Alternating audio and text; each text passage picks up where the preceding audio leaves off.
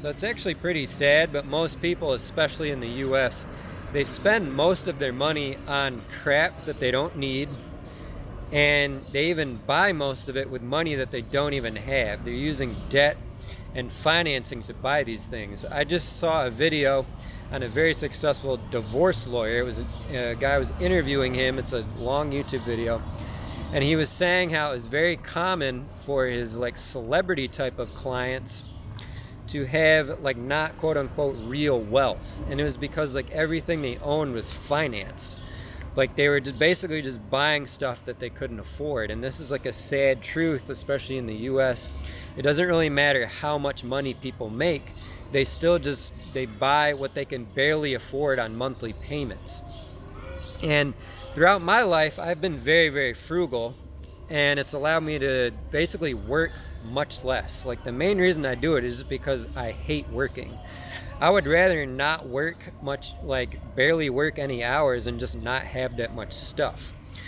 Like the very first video I put on this YouTube channel, and by the way, there is one thing that I'm not frugal with, but though, by the way, one thing in my life which I'll get to later in the video, but this thing I'm not frugal with at all. But the very first video I put on this YouTube channel, it was about how I owned like 8 or 9 cars and I drove the crappiest one. I was driving this beat up Prius. All my other cars are way nicer. All those other cars I was using for a business.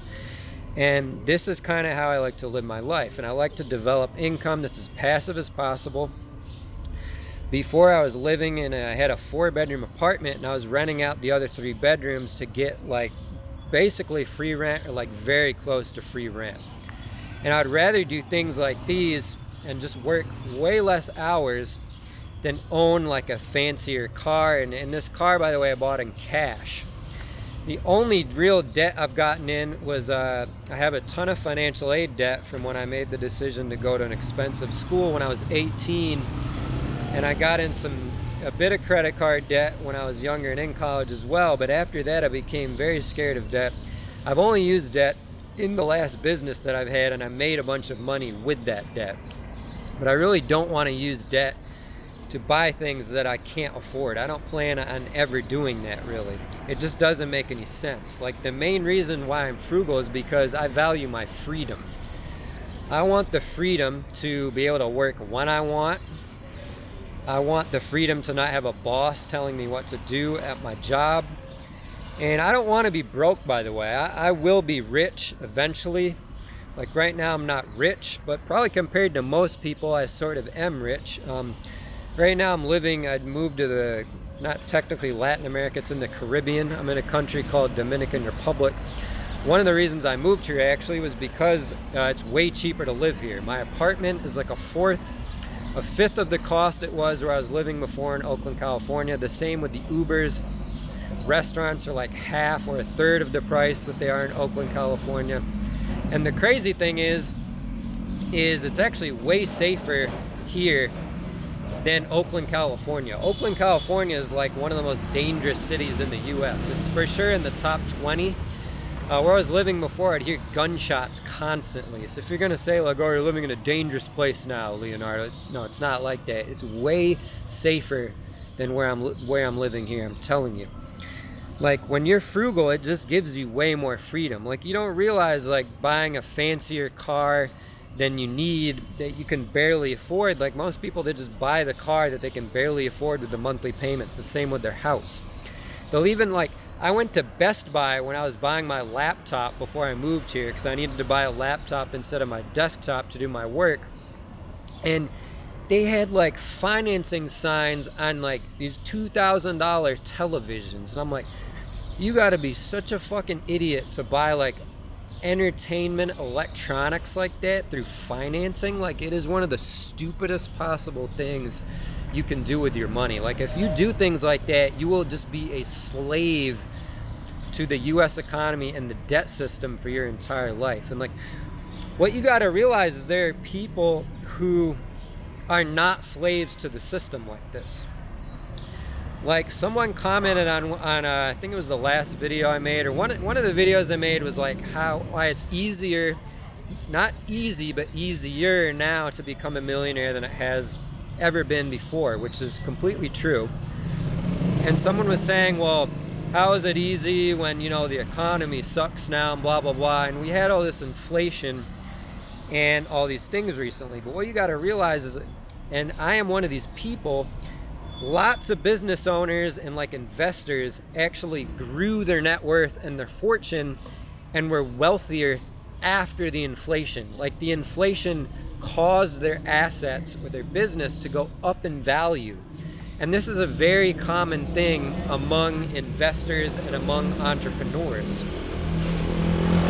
And the way that they get there, I'm going to get into the one thing that I am not frugal with now. The way that people, that entrepreneurs and business owners, and like you can read the book Rich Dad, Poor Dad, he stresses this a lot in the book Rich Dad, Poor Dad, is that the extra money that you have, you spend on assets, or you spend on educating yourself or improving yourself so you can make more money in the future. And the reason that I have, so right now I'm not really making much money at all, almost nothing. I'm basically just living off of savings and which was like money that I made from my last business. Now, the way that I have this money in savings, the way that I made it, is because almost all the extra money that I made, I invested it back into the business. This is the one thing that I have never been frugal with, is investing money back into my business. Because I know that, so this is a great example. My last business was a rental car business. I was buying cars for around $8,000. Now, if I just took that $8,000 cash, right, I could go on like a baller vacation with $8,000. Are you kidding me? I could live in Latin America for like basically 4 months straight without working at all with that $8,000. Or I could spend it over 1 month or 2 months and go on like a much more baller type of vacation and splurge more. But what I knew is that if I spent that $8,000 on another car, I would make at least $500 in profit every single month. And it would be adding on to my, I wouldn't call it passive income, but fairly passive income. I mean, most of the times the cars were out on rentals and the money was just coming in when the car wasn't even in my possession. And mainly the work, I was doing everything myself, by the way, was just cleaning the cars in between rentals. That was really mostly what it is. And the shortest rentals I did, by the way, were 3-day rentals. But a lot of them would be 5 days, a week, 2 weeks. Recently, this car, the rental finally ended, but I had one renter that rented my car for something like 6 or 8 or 9 months. And this was, I would consider this passive income. Really all I had to do was click a button every single day in the app that just approved her extending the rental for one more day every day. Actually, first she was extending it every 3 days for the first few months. It turned in she was doing it every day. Very, very passive. And pretty much now, the rental ended. She ended the rental, wasn't renting it anymore the other day. Pretty much the car paid for itself. I paid $9,000 for the car. I pretty much made $9,000 in profit, not in revenue, in profit after the expenses, not after the price of the car, but after the expenses. So I just paid off the whole car. If I sold the car now, I can still sell it for about the same price, at least $8,000, probably maybe even for $9,000 what I paid for it. So basically I just made $8,000 or $9,000 profit in less. It first started being out actually on Christmas. So that's like 7 or 8 months. Basically I made $1,000 a month, $1,000 a month in pretty much passive income, based on that $9,000 sale. And this is why I'm not frugal with things like this. Other things I do, I've bought a couple online courses. I just bought an online course for YouTube. I spent $2,000 on it, and I'm working pretty hard on developing that right now. And I'm very confident this is gonna pan out. It's not for this YouTube channel, it's for another one. But I should be able to develop very passive income. Like I think it'll be probably within a year, I'll be able to get the channel to at least $1,000 a month, or probably like $2,000 a month, I think, in passive income that I can bring in every single month. Yuka! Hey! That was a guy I met that lives here. I just saw him running by. But this is the one thing that you should not be frugal with. And I realize probably most people watching this aren't going to be business owners, aren't going to be like that.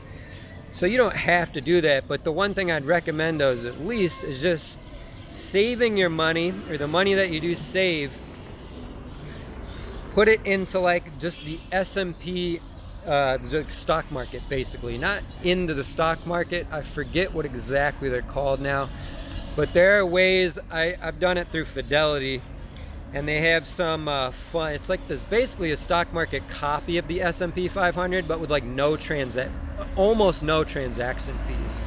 What you could do is just invest your money into something like that for retirement, because you definitely don't want savings, just a bunch of savings just sitting there.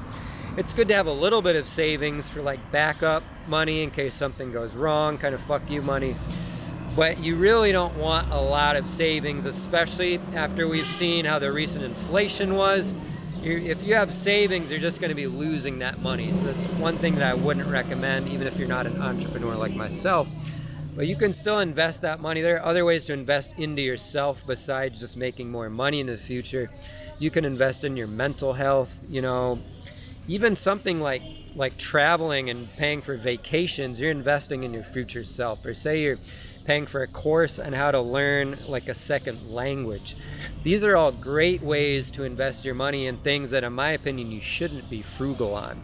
But you should still live below your means. Like, the reason like my life is so amazing right now is because of my frugality. Like, I'm basically living like a retired person in a foreign country right now, but I'm only 36 years old. So this is why I would recommend that just everyone be frugal.